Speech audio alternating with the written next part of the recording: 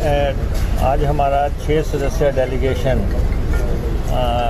अभी एसपी ऊना से हम मिले हैं और उससे पहले हमने मीटिंग की और जिसमें मेरे साथी विधायक सतपाल राजादा जी और हमारे पार्टी के वरिष्ठ नेता श्री कुलदीप कुमार जी, श्री राकेश कालिया जी और विवेक जी और हमारे पार्टी के जिला अध्यक्ष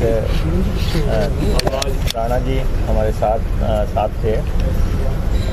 एक बहुत बड़ा कंसर्न का विषय ये है कि स्वां की चैनलाइजेशन जो है लगभग उसके ऊपर 1350 करोड़ रुपया खर्चा जा चुका है और ये एक राष्ट्रीय धरोहर है। ये जैसे बाकी जगह धरोहर को हम ट्रीट करते हैं, स्वां की चैनलाइजेशन को भी उसी ढंग से ट्रीट किया जाना चाहिए। राष्ट्रीय धरोहर है, इतना बड़ा पैसा किसी प्रोजेक्ट के लिए स्वां के रौद्र रूप को नियंत्रित करने के लिए और उसके बाद ज़मीनें जो रिक्लेम हुई है वहाँ पे फसलें उगाने के लिए और इलाके को बचाने के लिए, इस कंसेप्ट के चलते जो है ये चैनलाइजेशन हुआ। हम इस बात में नहीं जाना चाहते कि चैनलाइजेशन हमने की या भाजपा ने किया। हमारा कंसर्न है कि 1350 करोड़ रुपए की चैनलाइजेशन जो है उसको एक बहुत बड़ी थ्रेट खड़ी हो गई है। पहली दफ़ा चैनलाइजेशन के लिए 106 करोड़ रुपए आया, दूसरी बार 235 करोड़ आया, तीसरी बार 46 करोड़ रुपए आया और चौथी बार 922 करोड़ रुपए आया। इसको अगर आप देख लें तो उसमें से लगभग 1350 करोड़ रुपया खर्च किया जा चुका है। लेकिन राजनीतिक संरक्षण के चलते जिस ढंग से स्वां की चैनलाइजेशन को जो है नुकसान किया गया है, नुकसान भी कोई छोटा मोटा नहीं है, भारी भरकम पैमाने पे नुकसान किया गया और इसकी जो है पूरी चैनलाइजेशन की जड़ें हिला दी गई नीचे तक। खनन के चलते नीचे तक जो है इन्होंने उसको जड़ें उसकी खोखला कर दी हैं और इतने गहरे में जाके जो है इन्होंने खनन किया है। और हमारा ये मानना है, हमारा ये आरोप है कि ये सरकार प्रायोजित खनन है। ये बार बार एक ही बात कहते हैं कि जो है ये कांग्रेस के समय में ऐसा हुआ, लीज दी गई। ये लीज का कोई मसला नहीं रहा, कोई लीज धारक तो काम ही नहीं कर रहा है। ये सीधा सीधा लूट का मसला है और राजनीतिक प्रयोजित है। और कुछ लोग जो है मुख्यमंत्री जयराम के ज़ेरे साया उनका नाम लेके जो है यहाँ खुलेआम लूट मचाए हुए हैं और ये कहते हैं कि हमारी सरकार है, हमारा मुख्यमंत्री है, हमें कहा गया है कि तुम जो है दोनों हाथों से लूटो। और अब हमारी भी ये धारणा इसलिए पक्की हो रही है कि हम इस मसले को मुख्यमंत्री के ध्यान में कई दफ़ा लेके आए। हमने इस मसले को जो है विधानसभा में भी उठाया, हमने इसको मंत्रियों के ध्यान में भी लाया, हमने यहाँ पे जो है लोकल लेवल पे भी बताया।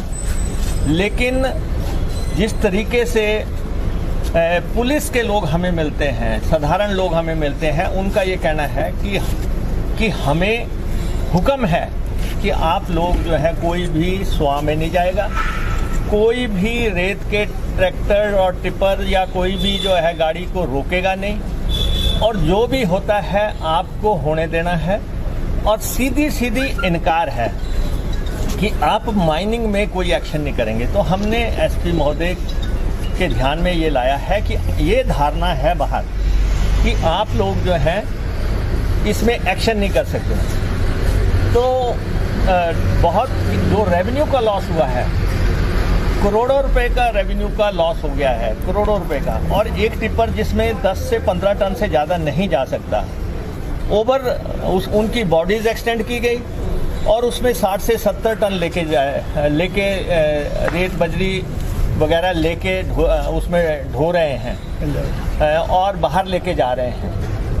और कहीं पे भी, हालांकि कई डिपार्टमेंट्स इन्वॉल्व हैं, माइनिंग डिपार्टमेंट तो जो है कोई एक्शन करता ही नहीं है, वहाँ तो सीधा कहते हैं कि ध्यान में लाया गया है, अब देखते हैं। वो तो उनकी तो बात ही छोड़ दो। लेकिन अब एकमात्र तंत्र था पुलिस का। जब थाने मिल गए, जब पुलिस के कर्मचारियों को ये कह दिया गया कि आप कोई एक्शन नहीं करेंगे, तो एक बहुत बड़ा मसला खड़ा हो गया। और ये अब हम इस बात को समझने लगे हैं कि हाईएस्ट लेवल पे सरकार ने ये कहा होगा कि आप जो है एक्शन नहीं लेंगे और जो होता है होने दिए। तो इसलिए इस राष्ट्रीय धरोहर को बचाना हमारा जिम्मा है और हम सरकार से मांग करते हैं कि स्वां की जो चैनलाइजेशन हुई 1350 करोड़ रुपए की, इस चैनलाइजेशन की जांच सीबीआई से कराई जाए। इसकी जांच सीबीआई से कराई जाए कि किन लोगों ने यहाँ पे जो है इस चैनलाइजेशन को नुकसान पहुंचाया। अब की बारिश में लोगों के खेतों में पानी चला गया। स्वां चैनलाइजेशन का जो मॉनिटरिंग सेंटर है उसके पीछे आपने देखा था पूरी तरह पानी भरा हुआ था, जगह जगह से चैनलाइजेशन तोड़ दी गई और छोटा बड़ा हर कर्मचारी अब इस बात से मानने लगा है कि हमें जो है एक्शन की इजाज़त नहीं है। क्या सरकार ने ये स्टैंड लिया है कि उसने माफिया को खुली छूट दी है? और कौन कौन लोग जो है राजनीतिक संगठन के चलते, कौन से लोग हैं जो कि इसमें जो है दोनों हाथों से लूट रहे हैं और जो जिनकी जेबें गर्म हो रही हैं और इस राष्ट्रीय धरोहर को इतनी बड़ी थ्रेट खड़ी कर दी गई। तो इस मसले में हम यहाँ से लेके गगरेट तक हर तरफ, चिंतपूर्णी, गगरेट, ऊना और हर तरफ जो है बंगाणा, हर तरफ जो है लोग प्रभावित हुए हैं।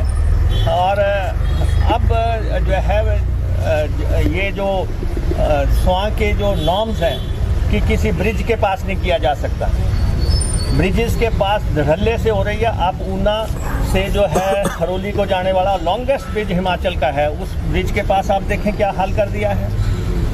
आप जो पानी की स्कीमें हैं, ट्यूबवेल्स हैं, उनके पास नहीं किया जा सकता और वहाँ पे आप हालात देख सकते हैं, वहाँ क्या हालात बने हुए हैं। और इसके अलावा जो सरकारी प्रॉपर्टीज़ हैं, सरकारी बिल्डिंग्स हैं, उसके आसपास जो है कोई माइनिंग नहीं हो सकती, इसके सारे रूल्स तय हैं। और भारी भरकम जेसीबीज एंड पोकलैंड किन लोगों ने खरीदी इस दौरान, किन लोगों ने इतने भारी भरकम पैमाने पे ये खरीदी हैं और जिन्होंने ये जो है स्वां में डाली हैं और किन लोगों के खातों में ये पैसा गया है, इस सारे मसले की व्यापक जांच की जरूरत है। इसलिए हमने कहा कि अब जब करोड़ों रुपए की रॉयल्टी का लॉस हुआ है तो इसमें सीबीआई की जांच होनी चाहिए। और सेकेंडली, इसी ढंग से जो शराब माफिया है, शराब माफिया बड़े पैमाने पे ट्रक निकल रहे हैं शराब के, उन पे ना कोई लेवल है, ना उनका पता कहाँ की बोतल है, कहाँ का जो है ये मेक है। ट्रकों के ट्रक निकल रहे हैं, हालांकि सरकार ने वहाँ पे जो है अपने ऑफिसर बिठाए होते हैं फैक्ट्रियों पे, फिर ये ट्रक कैसे निकल रहे हैं और कौन लोग इसमें शामिल हैं कि शराब माफिया जगह जगह पैग सेल हो रही है, जगह जगह जो है शराब के गांव जो है सप्लाई हो रही है। ये कौन से लोग हैं? और चिट्टा माफिया बड़े पैमाने पे ये बड़ा शोर मचाते थे हमारे समय में। हम इनको कहते हैं कि खुली जांच करो आप, कौन लोग जो हैं जो इसमें व्यापक तौर पे है और इसमें जो बड़े लोग हैं, बड़ी मछलियों पे कहीं हाथ नहीं डाला जा रहा है। जो कंज्यूमर हैं जो इसकी गिरफ्त में आ रहे हैं, उसके अलावा जो है जो चेन है थ्रू आउट, और उसके ऊपर हमने एसपी साहब को कहा है कि आप इसमें एक्शन लें और ताकि जो है जो हमारे जो आने वाली पीढ़ी है उसको किस ढंग से बचाना है, उसके लिए कदम उठाए जा सके। और ये कोई राजनीतिक मसला नहीं है। कुछ लोग अपनी रोटियां इसीलिए सेक रहे हैं कि जी ऐसा होता था वैसा होता था। अभी 3 साल हो गए हैं सरकार बने हुए और सिर्फ इनका थोड़ा सा समय बाकी है, लेकिन जिस ढंग से ये जो है खुलेआम दंदना रहे हैं ये असामाजिक तत्व, कोई उनको मानने की कोई प्रयास नहीं हो रहा है। और वन माफिया कोई पेड़ नहीं छोड़ा कहीं का भी, और गाड़ियां लद के जा रही हैं और कोई उनसे कोई पूछ नहीं रहा है। तब और जो है जब कोरोना के आड़ में जिस ढंग से यहाँ पे धन शोधन हुआ है, धन एकत्रित हुआ है जगह जगह जाके लोगों से कि जी सरकार के पास पैसा नहीं है, वो किसने कितना पैसा इकट्ठा किया, कहाँ गया, किधर गया, उसका जो है कोई हिसाब जो है। और जब भी कोई राजनीतिक दौरे होते हैं तब भी जो है ये माफिया से, उद्योगपतियों से, दूसरे लोगों से, कर्मचारियों से, ये सब से जो जिस ढंग से दोहन किया जा रहा है, अब इन लोगों का असली चेहरा जो है जनता के सामने आ गया है। सर, जिस प्रकार से आपने आरोप लगाया कि खनन हो रहा है अवैध माफिया, तो जिला में कांग्रेस जिस प्रकार से मिली है, तो क्या आने वाले दिनों में कांग्रेस को लेकर के कोई आंदोलनात्मक कार्य? नहीं, जाहिर तौर पे आज हमने पहले भी बातें कही। सरकार ने कहा था कि यहाँ पे जो है धर्म कांटे लग जाएंगे और साथ में बैरियर्स लग जाएंगे। कोई कदम नहीं उठाया गया। बजट में ऐलान के बावजूद जो है कोई कदम नहीं उठाया गया। और अगर पंजाब में अब सीबीआई इंक्वायरी ऑर्डर हो गई है, हम तो खनन से ज़्यादा चिंतित हमारे जो 1300-1350 करोड़ रुपए खर्च हुआ है, ये राष्ट्रीय खर्चा है, टैक्स पेयर्स का पैसा है, जो है हमारा सौभाग्य है कि इस सोनभद्रा नदी को नियंत्रित करने के लिए एक योजना बनी और उसको ओवर द ईयर 2 दशक लग गए उसको नियंत्रित करते हुए। और आज जिस ढंग से कर रहे हैं, हमें मालूम है जब 922 करोड़ रुपए की हमने सैंक्शन ली तो उस समय हरीश रावत जी जो है उत्तराखंड के मुख्यमंत्री घोषित हो गए थे और वो जा रहे थे शपथ लेने के लिए। हमने जब उनको कहा कि आप जो है ऊना के लिए ये फाइल साइन करके जाएं, और उससे पहले हम जो है प्रोफेसर प्रेम कुमार धूमल के भी जो प्रयास हैं उसको हम अंडू नहीं कर रहे हैं। क्या ठीक है, उन्होंने भी किया, लेकिन हमने भी किया, सबने किया है ओवर द ईयर। लेकिन एक सरकार बीच में ऐसी आ जाए जो कि सारी की सारी जो है चैनलाइजेशन को बर्बाद कर दे, और इतने बड़े अगर 1350 करोड़ का नुकसान हुआ, कौन जिम्मेवार है इस नुकसान का? सर, मुख्यमंत्री कह रहे हैं कि कांग्रेस जो है मुझे सैनिटाइजर की तरह चिपकती है। नहीं, अब मुख्यमंत्री जी ने अगर ये कहा है कि कांग्रेस सैनिटाइजर है, तो हम उनको ये कहना चाहते हैं जहाँ भी वायरस होगा वहाँ सैनिटाइजर की जरूरत पड़ेगी। एक क्वेश्चन। और अब जो है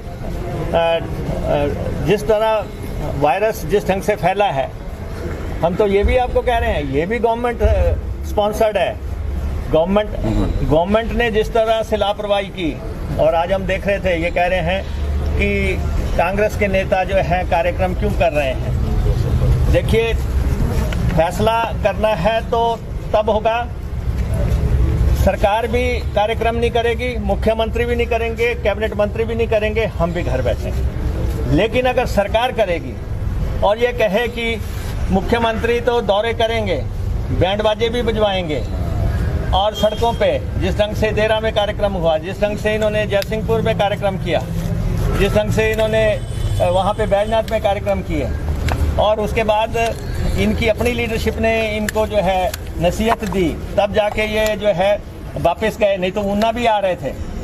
हमारा ये कहना है कि आप बताएं, भाजपा के आला नेता संक्रमित हुए, भाजपा के एक मंत्री संक्रमित हुए, और उनकी चेन जो है शिमला तक गई, सिरमौर से लेकर शिमला तक गई, और उसके चलते कभी कोई हाई कोर्ट बंद हुआ, कभी सचिवालय बंद हुआ, कभी यूनिवर्सिटी बंद हुई, कितने अदारे बंद हुए। और उसके बाद मुख्यमंत्री जी के अपना जो है पायलट का स्टाफ जो ऊना आया हुआ था 15 अगस्त पे, वो संक्रमित हुआ। उनका ड्राइवर, उनका जो है गनमैन, जो भी सुरक्षा कर्मचारी थे, वो संक्रमित हुए। अब मैं आपको एक बात बताऊं कि मंडी में एक केमिस्ट के ऊपर इन्होंने मुकदमा कर दिया। मंडी में एक केमिस्ट के ऊपर मुकदमा कर दिया कि वो कोरोना फैला रहा है। इनको भाजपा का प्रवक्ता नजर नहीं आया, जिसकी वजह से मंडी में इतना आतंक हुआ, और वहाँ पे वहाँ प्रवक्ता की वजह से कितने लोग संक्रमित हुए। और फिर अभी पालमपुर में भारतीय जनता पार्टी का जो है नेता जो है वो संक्रमित हुआ, तो पालमपुर बंद करना पड़ा। यहाँ जहाँ भी आप देख रहे हैं, और भाजपा के नेता अपने आप को ये कहते हैं कि जी हम तो कोरोना प्रूफ हो गए और वो कहीं भी घूम सकते हैं, तो ये नहीं चलेगा।